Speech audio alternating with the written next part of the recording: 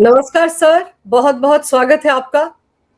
नमस्कार अंजू जी, बड़ी कृपा की आपने एक राष्ट्रीय अंतर्राष्ट्रीय महत्व के विषय के ऊपर वार्तालाप का अवसर दिया। जय हिंद, वंदे मातरम।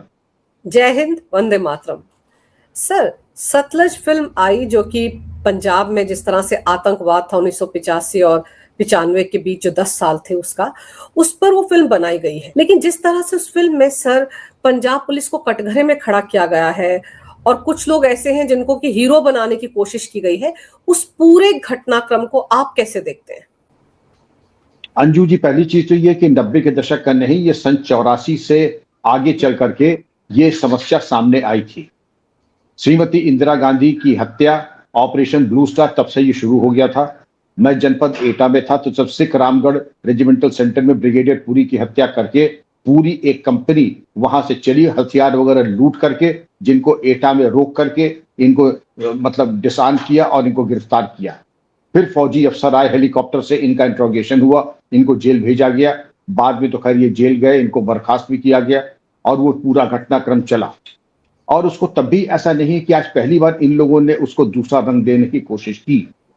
एल सिंह भिंडरानवाला ने जो राष्ट्र विरोधी गतिविधियां की और उसको लेकर के जो चर्चाएं हुई, उनको कोई हीरो बताता है, कोई उनको विलेन बताता है।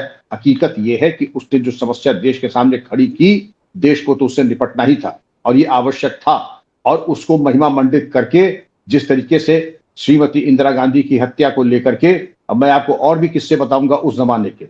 मैं तो ये बात मैंने आपको बताई एटा की 1984 की। उसके बाद में चला गया नैनीताल, उसके बाद गुरुद्वारा नानक मत्ता साहब वहां पर हैं थाना सितारगंज में। और वहां पर जब मैं डिस्ट्रिक्ट मजिस्ट्रेट, कमिश्नर, डीआईजी वहां गए तो वहां पर सबकी फोटोएं लगी। कहते ये फोटो अपने हीरो की, आपने जगह खाली देखी, आपने पूछा नहीं ये जगह खाली कैसे है? नहीं, आप क्यों खाली? उनका जो, अब उनकी सुन लीजिए उनकी बात, कि जो प्रधानमंत्री की हत्या करेगा उसकी फोटो यहां लगाई जाएगी। ये इंदिरा गांधी की हत्या के पहले की बात है। हम लोग बड़ी इज्जत करते थे कि जो मुख्य ग्रंथी है, और नाम नहीं लेना उचित है, और एक दो और प्रसिद्ध लोग वहां पर थे जिनके नाम है वहां की हिस्ट्री में, तराई की पॉलिटिक्स में। जब मैंने सुना तो मैं तो तन बदन में मेरे आग लग गई। कहिए अगर मेरे सामने कह रहा है कि जो प्रधानमंत्री की हत्या करेगा उसकी फोटो यहां लगेगी, तो अब मैं पहले तो हमने कहा तो श्रीमान जी पहले आप सुन लीजिए, जब हत्या आपने जो बात कर दी, पहले तो कानून के हिसाब से आपका जो इलाज होना है उसको तो मैं कर ही दूं। तुरंत मैंने बुलाया इंस्पेक्टर को कि इनको भेजो जेल, और कोई जो कहता है कि प्रधानमंत्री की हत्या होगी उसके खिलाफ होगी कार्रवाई। तो तब भी ऐसा नहीं था। ये मैं बात आपको बता रहा हूं सन 84 में, उस अवधि में ब्लू स्टार के बाद और श्रीमती गांधी की हत्या के पहले के बीच का जो वो था। हाँ, डिस्ट्रिक्ट मजिस्ट्रेट का नाम मुझे आ गया, स्वर्गीय राम भरोसे भास्कर साहब, मेरे बड़े भाई की तरह थे वो थे। कमिश्नर थे वैद साहब थे, डीआईजी थे बीके चौधरी साहब थे। मतलब उनके सामने आप ये कह रहे हैं। उसके बाद हमने खैर उनके खिलाफ जो कार्रवाई होनी थी, और भी एक दो लोग थे, उनका ये आप सब लोग जेल जाए, ये चीज मेरे रहते ये आप कर नहीं पाएंगे। खैर ये बात तब की है। अब हम बात इसकी आते हैं, आज जो इनको महिमा मंडित किया जा रहा है, तब के घटनाक्रम और जो भयावह स्थिति थी वो मैंने आपको बताया। रामगढ़ सिख रेजिमेंटल सेंटर, बिहार में बगावत होती है, ब्रिगेडियर पुरी की हत्या होती है, ये चले आते हैं। ये जो पर्टिकुलर फिल्म है, थोड़ा सा इसके इतिहास के बारे में आप समझ लीजिए। ये फिल्म बनी थी आपकी सतलज, जिसको पहले नाम रखा था पंजाब 95, और इसको बनाने के बारे में था कि ये हनी त्रेहन ने बनाई थी। और इसमें दिलजीत दोसांझ, जो हमें लगता है कि गायक भी हैं और एक्टिंग भी करते हैं। मैं चूंकि मेरी रुचि नहीं, लेकिन मैंने सुना कि गाना भी गाते हैं और फिल्म में एक्टिंग भी करते हैं। और इन्होंने जसवंत सिंह खालड़ा के बारे में ये फिल्म बनाई थी, जो कि सोशल एक्टिविस्ट थे, ये बैंकर थे और सामाजिक कार्यकर्ता भी थे, जो कहते हैं तथाकथित एक्स्ट्रा जुडिशियल किलिंग को लेकर के इन्होंने वहां पर काम किया था। और उस काम करने के बाद इनके ऊपर ये फिल्म बनी, और इसको 2022 में ये पूरी हो गई, 22 से पूरी हो गई। लेकिन सेंसर ने इसमें 127 कट कर दिए थे। अब सेंसर ने जब 127 कट कर दिए, जाहिर है कि फिल्म आ नहीं सकती। ये महाराष्ट्र, ये मुंबई हाईकोर्ट गए और वहां पर इनको विड्रॉ करना पड़ा, याचिका थी, क्योंकि वहां से इनको कोई रिलीफ नहीं मिली। फिर इन्होंने विड्रॉ किया। उसके बाद जो टोरंटो में ये अपना प्रीमियम चलाना चाहते थे फिल्म फेस्टिवल में, उसको भी इन्होंने पोस्टपोन और कैंसिल कर दिया। लेकिन जब इन्होंने देखा कि इनकी फिल्म बन चुकी है और इतना इन्होंने काम किया है, तो उन्होंने एक चोर दरवाजा ढूंढा। चोर दरवाजा अंजू जी ये था कि ओटीटी प्लेटफॉर्म Z5 एक प्लेटफॉर्म है, उसमें नाम बदल करके सतलज के नाम से पंजाब 95 का नाम बदल करके सतलज करके इन्होंने Z5 के ऊपर किया।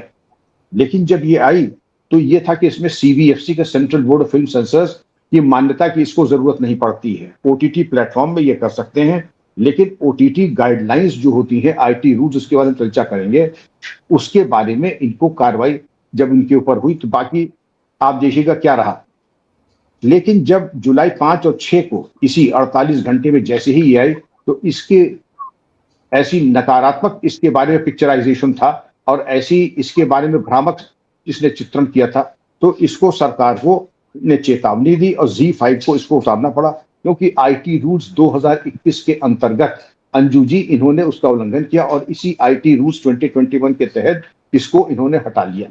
लेकिन जी ने एक और ज्यादा षड्यंत्र किया, इन्होंने अपने जो इंटरनेशनल मेन्यू था उससे नहीं हटाया, तो अंतरराष्ट्रीय स्तर पे ये कुछ दिन चल गई, लोगों ने डाउनलोड कर लिया और गुरुद्वारा साहब में इसको दिखाने की कोशिश भी की गई। और बड़े ठसक के साथ दिलजीत दोसांझ ने कहा कि गुरुद्वारा साहब में तो हम लोगों ने दिखा लिया, मेरा काम हो गया, अब सारी दुनिया में आ गया। और मैंने भी अभी देखा जब आपके प्रोग्राम आने के पहले यूट्यूब पे भी ये आ चुका है। हालांकि ये बताया जा रहा है कि यूट्यूब पे भी ये बैन हो चुका है, लेकिन अभी मैंने देखा यूट्यूब पे पूरी पिक्चर उपलब्ध है। लेकिन चूंकि मेरी कोई रुचि नहीं इसलिए मैंने देखना जरूरी नहीं समझा।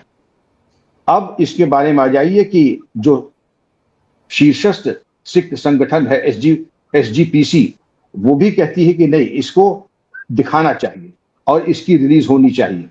प्रमुख पंजाब के नेता भी चाहते हैं इसकी वकालत करें, क्योंकि वहां पर कुछ ऐसा एक फैशन हो गया है कि चरमपंथियों की वकालत करना जो है प्रासंगिक हो गया है और राजनीतिक सर्वाइवल के लिए, जैसे आपने देखा होगा कि हमारे यहाँ चरमपंथियों उसामा जी, हाफिज जी कह करके लोग चाहते हैं कि तुष्टीकरण कर लें। पंजाब में भी कुछ हालात ऐसे हैं कि जर्नैल सिंह ऐसे उन्हीं तरह के लोगों को उनका नाम और महिमा मंडित करके शायद उनको कुछ वोट मिल जाए, तो वही कुछ परिस्थितियां वहां भी हैं। आप अमृतपाल सिंह का देख लीजिए, अमृतपाल सिंह को लेकर के भी जो भ्रामक चीजें हुई थी, जब तक बंद नहीं हुआ था तो किस तरीके के लोग उसके सपोर्ट में आके खड़े हो गए थे। इन तमाम चीजों के मद्देनजर मैं तो समझूंगा भारत सरकार ने बिल्कुल सही किया। उसके फैक्टर्स में हम लोग बाद में जाएंगे, लेकिन जिन परिस्थितियों में यह घटनाक्रम घटित हुआ उसके लिए यह जरूरी है कि भारत सरकार को और सावधानी बरतनी चाहिए। देश के भीतर बैठे जो राष्ट्र विरोधी तत्व हैं उनके ऊपर कड़ी निगरानी रखनी चाहिए थी। इसका रिलीज कैसे हो गया? सर, ये जसवंत सिंह खालड़ा का किरदार ही दिलजीत दोसांझ इस फिल्म में निभा रहे हैं और उसको विक्टिम दिखाया है कि उसने तो बड़ा अच्छा काम किया, लेकिन जहां तक मैंने पढ़ा वो तो खुद ओवरग्राउंड वर्कर था खालिस्तानियों का। सर, उसके तो खुद इनसे रिश्ते थे। तो आपने चूंकि वो दौर देखा है, आप इसके बारे में थोड़ा बताइए, किरदार था क्या? पहले इनकी जरा जीवनी समझ ले, फिर मैं बताऊंगा। वो दौर बड़ा भयावह था, बड़ा खतरनाक था, और क्या उसमें होता था वो भी मैं बताऊंगा। और जिनको इन्होंने बदनाम करने की कोशिश की, दरअसल वही पंजाब के असली हीरोज हैं। और मेरा मकसद है ये बताने के लिए, स्वर्गीय श्री KPS गिल IPS पूर्व पुलिस महानिदेशक पंजाब और स्वर्गीय श्री बेन सिंह साहब जो शहीद हुए थे, हम अब बात करते हैं इनके बारे में। आपने जसवंत सिंह खालड़ा की बात की, जरा इनके बारे में जीवनी इनकी समझ लें। ये ह्यूमन राइट के कार्यकर्ता थे, मानवाधिकार संबंधित विषयों के ऊपर ये कुछ जिज्ञासा रखते थे, उनका अनुसंधान करते थे। और इन्होंने कुछ लावारिस लाशों के अंतिम संस्कार को लेकर के जो तरन तारण और अमृतसर में जो हुआ था, तो इन्होंने पता लगाया कि जो जिनके नाम पते मौजूद थे उनको लावारिस कह के पंजाब पुलिस ने उनका अंतिम संस्कार कर दिया, परिवार को नहीं बताया। हालांकि संख्या उसकी बहुत ज्यादा इन्होंने बताई थी।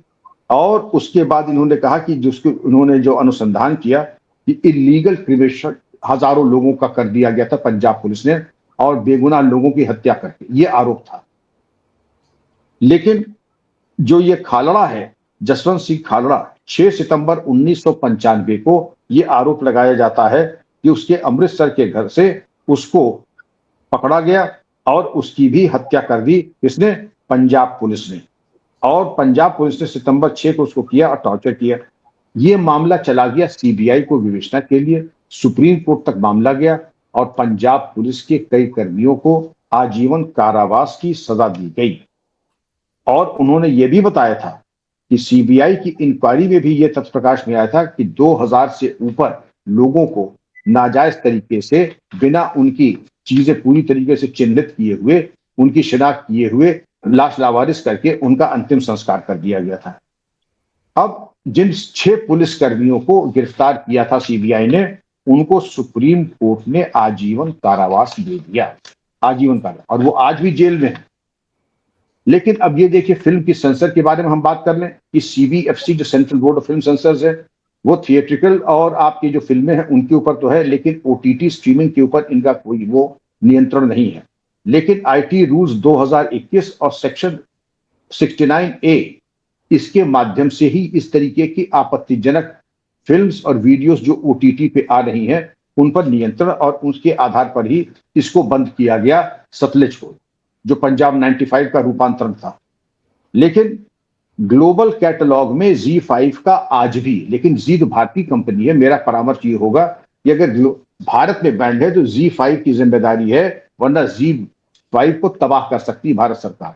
ये नहीं चलेगा कि आप यहां पर तो है, आप कानून न माने, रूपांतरण करके सीबीएफसी की गाइडलाइंस का उल्लंघन करके आप चले जाएं और वहां चले जाएं और उसके बाद आप दूसरे रूप में ला करके प्रस्तुत कर दें। अच्छा, यहां बैन हो गया तो मालूम पड़ा आप कनाडा में चलवा दें, इंग्लैंड में चलवा दें, ऑस्ट्रेलिया में चलवा दें, ये तो नहीं चलेगा। भारत सरकार को मेरा परामर्श होगा कि जी की जो यहां पर हेड ऑफिस वगैरह है और जी स्टूडियो वगैरह है, इनके ऊपर प्रभावी कार्रवाई करें। गर्दन तो इनकी हिंदुस्तान में है। अब इस पिक्चर में कुछ आपत्तिजनक बातें इन्होंने घल्लूघारा का, घल्लूघारा मतलब होता है नरसंहार, तो सिख परंपरा में दिखाते पहला घल्लूघारा हुआ था 1746 में, जब सिख आदमी औरत बच्चे हारने के बाद जा रहे थे मुल्तान की तरफ, तो अफगानों ने घेर करके उनका नरसंहार किया, तो वो घारा 1 था। फिर थर्ड बैटल ऑफ पानीपत में हारने के बाद ये कहा जाता था कि सिखों ने मराठों का साथ दिया था, तो इनके ऊपर आक्रमण हुआ, फिर नरसंहार अहमद शाह अब्दाली ने किया। तीसरा कहते हैं घल्लूघारा तब हुआ था जब दिल्ली के दंगे हुए थे इंदिरा गांधी की हत्या के बाद, जो सिखों, ये सही कि बहुत ही आपत्तिजनक, बहुत ही भयावह और बहुत ही जुल्म और अत्याचार हमारे सिख भाइयों बहनों के ऊपर हुआ था, उसको घल्लूघारा 3। लेकिन सतलज फिल्म में इसको बहुत अतरंजित तरीके से और इसको सेंसेशनलाइज करके दिखाया गया है। कहने की बात है कि सिख हमारे भाई हैं, सिख और हम में कोई अंतर नहीं है, और इस तरीके से निर्वाचन की संध्या में, निर्वाचन के पूर्व इस तरीके की फिल्म का आना, और जो ये मुझे बताया जाता है कि ये कनाडा बेस्ड है ये सिंगर, ये कौन सा टाइम था आपको फिल्म रिलीज करने के लिए, और कंट्रोवर्सी ऐसी हो रही है, घल्लूघारा का नाम आ रहा है, वो तमाम बातें आ रही हैं। लेकिन मैं आपके सामने बैठा हूं, मैंने वो दौर देखा है, मैंने वो दौर देखा जो भयावह दौर, पंजाब की हालत कश्मीर से 10 गुना ज्यादा बदतर थी, और पंजाब भारत से निकलने ही वाला था। लेकिन भला हो श्री KPS गिल साहब का, गवर्नर सिद्धार्थ शंकर राय साहब का, प्रेसिडेंट रूल के जमाने में पंजाब का, और उसके बाद सरदार बेन सिंह जी जो मुख्यमंत्री थे, उनका बिल्कुल निर्भीक होकर के पुलिस को खुली छूट देना, ये सही है। कुछ काम बहुत अच्छे हुए, कुछ काम गलत हुए, और जो गलत हुए तो आपके सामने है। सुप्रीम कोर्ट और CBI की विवेचना के बाद 6 को आजीवन कारावास मिला, ये तो एक केस में है, लेकिन ऐसे कई दृष्टांत आए हैं कि फर्जी मुठभेड़ में जो भी पुलिसकर्मी शामिल थे उनको आजीवन कारावास मिला, और उन पुलिस अधिकारियों के साथ जेल में जो अमानवीय हरकतें हुई, कईयों को इतना मारा कूटा गया, उनकी आंखें फूट गई, उनकी आंखें बाहर आ गई। ये भी हुआ पंजाब के पुलिस अधिकारियों के साथ। अब हम बात करते हैं उस दौर में। मैं तो आपको बताऊं, सन 84 में नैनीताल में मैं था, सन 84 में नैनीताल में था, तो भिंडरान वाला saffron tigers force of Khalistan, एक ये आउटफिट था जो तराई में चलता था। स्वर्ण सिंह जावंदा वहां का था। फिर DIG मुरादाबाद हुआ तो प्रताप खालिस्तान कमांडो फोर्स वाले आ जाते थे, वहां पर स्वर्ण सिंह जावंदा, तो KPS गिल साहब आए थे, बड़े लंबे चौड़े, बड़े अच्छे व्यक्तित्व वाले, और वो से ही कहते थे तुम्हारे पास क्या हथियार हैं? हथियार की sir, we lack the proper sophisticated weapons the terrorist have. उनका what is that you require? हम कहते कि we require automatic weapons. Okay, अब कहा दूसरे स्टेट का DG, दूसरे स्टेट का, लेकिन KPS गिल तो KPS गिल ही थे, उन्होंने इंतजाम किया। कुछ दिन बाद हमारे पास भी वो सारे हथियार आगे, पंजाब ने हमको लोन पे दे दिया, एमुनिशन लोन पे दे दिया। कहीं आपने सुना है ऐसा कि इतना चटमंगनी पट गया? इधर हमने कहा 24 घंटे में हथियार और कारतूस लोन पे आ गए, तो और कुछ चाहिए तो वो भी बता दो। दूसरी चीज, उन्होंने कहा कि इंटेलिजेंस चाहिए, हम देंगे सीधे, कभी कोई दिक्कत हो 24 घंटे मैं अवेलेबल हूं। कहा एक जूनियर एसपी, कहा जूनियर डीआईजी, मतलब केपीएस गिल साहब कह रहे कि जब कभी मौका हो सीधे हमसे बात कर ले। वो एक नेशनल आइकॉन थे, नेशनल हीरो थे अंजू जी, लेकिन उन्होंने ये छूट मुझको दी। यही बात मिस्टर विर्क की थी। मिस्टर विर्क भी पंजाब के डीजी थे और बड़ी चुनौतीपूर्ण टाइम पर थे। मिस्टर विर्क और केपीएस गिल साहब ने पूरा मौका दिया कि हम लोगों के साथ कोऑपरेट हों। अपनी फोर्स को ला करके हमारे यहाँ कैंप कराया, कहाँ, नैनीताल की तराई में, रामपुर की में, और वहां पर जो मैंने कई चैनल पे और भी कहा था कि डीएसपी मक्खन सिंह आए थे, वो पंजाब के बड़े खूंखार अफसरों में से एक थे। उनका इंटरोगेशन का तौर तरीका, मैं खुद भी यूपी पुलिस का बड़ा खूंखार अफसर माना जाता था, लेकिन मैंने डीएसपी मक्खन सिंह से बहुत कुछ सीखा। पंजाब के फिल्लौर पीटीसी के ट्रेंड ऑफिसर्स और जवानों से मैंने बहुत सीखा, इंटरोगेशन, सस्टेन्ड कोम्बिंग ऑपरेशंस, और किस तरीके से कंसीलमेंट कैमोफ्लेजिंग होती है, जंगल वॉरफेयर, ये टेक्निक्स मैंने सीखी जो फिल्लौर के इंस्ट्रक्टर्स केपीएस गिल सर ने भेजे थे। अब मैं बताने लगूं कितने एहसानात केपीएस गिल साहब के हमारे यूपी पुलिस के ऊपर हैं और कितने पंजाब पुलिस में, बता नहीं सकता हूं। हमारी ट्रेनिंग, जंगल वॉरफेयर की ट्रेनिंग, आर्म्स एम्यूनिशन की ट्रेनिंग, जो सबसे सोफिस्टिकेटेड इक्विपमेंट था वो हम लोगों को लोन पर दिया, मनोबल आसमान पे चढ़ा दिया।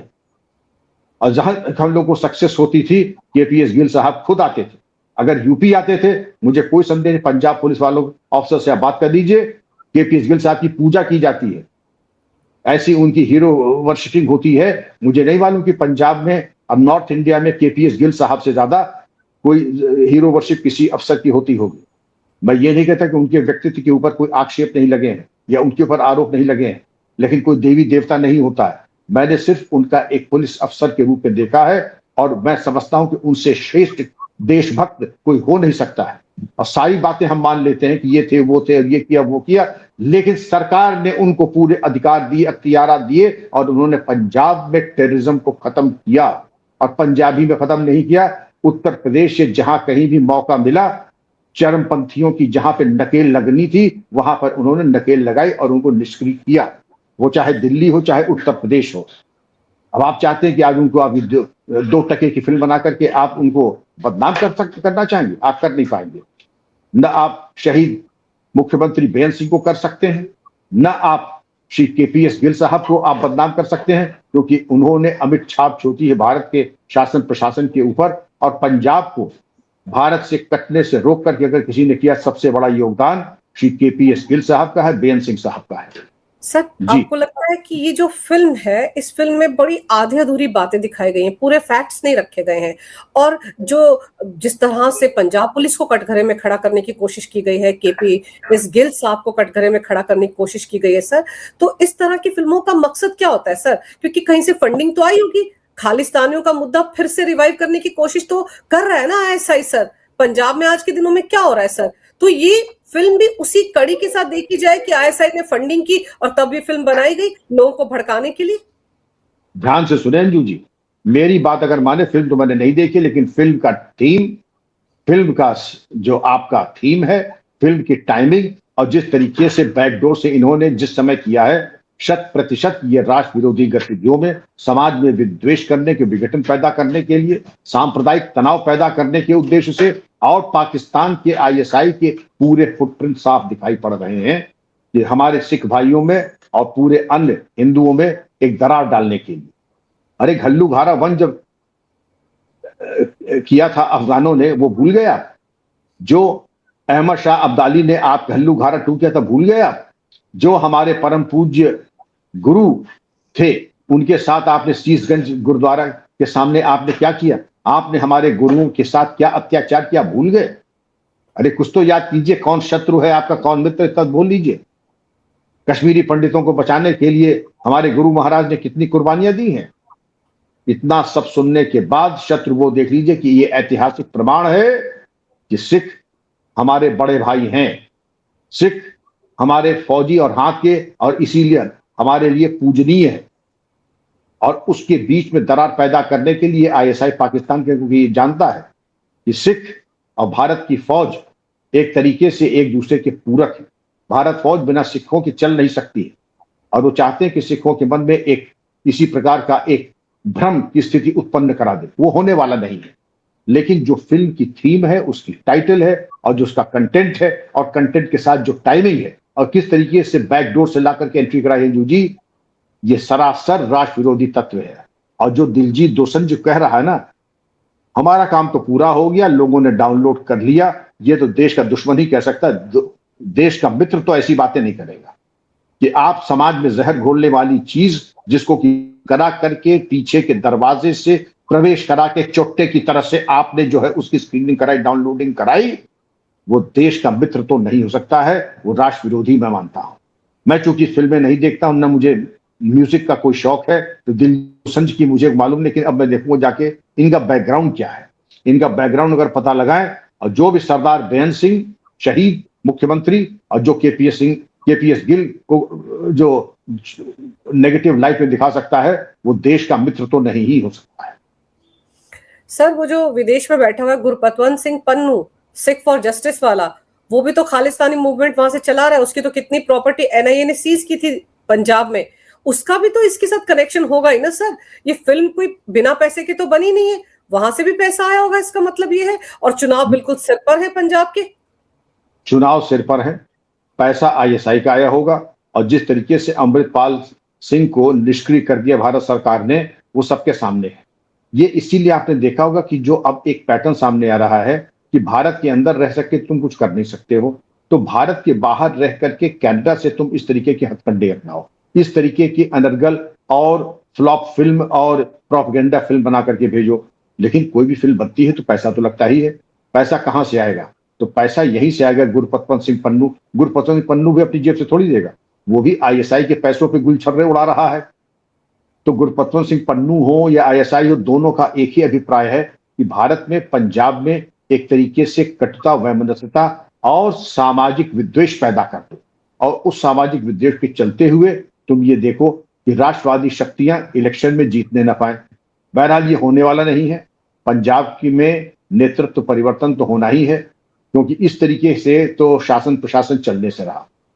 लेकिन अंजू जी, आपने बिल्कुल सही बिंदु पे हाथ उठाया कि इस पिक्चर की पूरी जानकारी, इसकी फंडिंग के जो सब कहां से फंडिंग हुई है, और दिलजीत दोसांझ का बैकग्राउंड और इसकी प्रॉपर्टी कहां कहां है, उसको जब्त करने की कार्रवाई होनी ही चाहिए।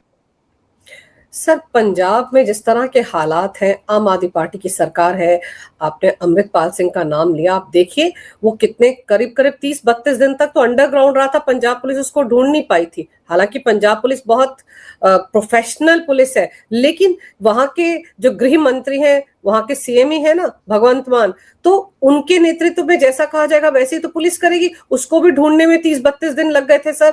और पंजाब के बॉर्डर से किस तरह से हथियार आ रहे हैं, ड्रोन से सर, ड्रग्स आ रही हैं, ये बात किसी से छिपी भी नहीं है। और पंजाब एक बॉर्डर स्टेट है सर, सबसे सेंसिटिव स्टेट है, तो वहां के हालात अगर खराब हो रहे हैं सर, तो इस पर तो बहुत ज्यादा ध्यान देने की जरूरत है। क्यों नहीं? आपने जो सरकार का ढुलमुल रवैया आपने देखा चरमपंथियों के प्रति, आपके साथ मैंने 1-2 शो किए थे अमृतपाल के ऊपर, तो यही हमारी दुश्चिंता थी, यही हमारी आशंका थी कि सरकार के बिना मूक सहमति के अमृतपाल सिंह इस तरीके से 30 दिन से ऊपर भूमिगत नहीं रह सकता है। भूमिगत रहा, सरकार का प्रत्यक्ष भले ही न हो, लेकिन परोक्ष समर्थन, मूक सहमति जरूर थी। और जिस तरह का ढुलमुल रवैया पंजाब सरकार का आज चरमपंथियों के प्रति है, अंजू जी, ये शुभ संकेत नहीं है। और जो वहां के मुख्यमंत्री जी, उनके बारे में क्या कहा जाए, उनकी भाव भंगिमा या जिस तरीके का उनका एटीट्यूड इस तरफ है, तो देखने वाली बात है। तो मैं समझता हूं कि बेहतर दिन के लिए ये जरूरी होगा कि सख्त प्रशासन हो, चरमपंथियों की नकेल कसी जाए, और चरमपंथियों की नकेल कसने के बाद शासन प्रशासन एक कृत संकल्प हो जाए कि राष्ट्र विरोधी तत्वों के लिए अब कोई गुजारा पंजाब में या भारत के किसी कोने में अब असंभव है। सर आपको याद होगा कि पिछले दिनों कितने सारे आतंकवादी पकड़े गए थे पंजाब से ही, कहीं पर आरडीएक्स बरामद हुआ था, कहीं ट्रैक पर रख दिया गया था जिलेटिन की छड़ों को, कितना कुछ हुआ था। कश्मीर की तरफ से तो सर इन्फिल्ट्रेशन हो नहीं पा रहा है, और पंजाब में बॉर्डर के साथ बड़ी बड़ी ऊंची ऊंची इमारतें बना दी गई हैं। आपने और मैंने इस विषय पर भी बात किया था सर। तो आप सोचिए कि क्या हाल है इस वक्त पंजाब का। और ऐसा नहीं लगता कि जैसे विधानसभा चुनाव से पहले आईएसआई कोई बड़ी साजिश की तरफ जा रहा है पंजाब को लेकर, क्योंकि उनको लग रहा है कि कश्मीर तो अब उनके हाथ से जा चुका है, पंजाब पर ध्यान लगाया जाए। निसंदेह आईएसआई का एक सूत्री कार्यक्रम है पंजाब, और जो एक्टिविटीज पंजाब में बढ़ी हैं जो बरामदगियां हो रही हथियारों की, आरडीएक्स की, जिस तरीके से चरमपंथियों ने हमले किए हैं थानों पर और पुलिस कार्यालयों पर, उससे स्पष्ट संकेत मिल रहा है कि चरमपंथी गतिविधियां बढ़ी हैं। रेल की पटरियां उड़ाने से लेकर के पुलिस कार्यालयों के ऊपर आक्रमण, रॉकेट लॉन्चर आदि का इस्तेमाल करना, ड्रोन के माध्यम से हथियारों को पंजाब में गिराना, मादक पदार्थों का भी ड्रोन के माध्यम से गिराया जाना, और जो बॉर्डर के एरिया में जो ऊंची ऊंची बिल्डिंग बनी है जिससे कि ड्रोन साइटिंग हो सके और ड्रोन उसी के ऊपर अपना बाल गिरा सके, ये चीजें बहुत चिंता का विषय है।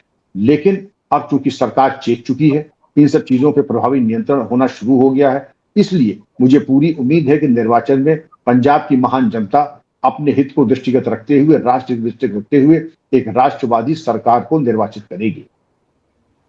सर, सबसे इंपॉर्टेंट बात तो ये है कि अगर ये फिल्म जो रिलीज की गई है, इस फिल्म का कुछ ना कुछ राजनीतिक फायदा उठाने की कोशिश तो हो ही रही है।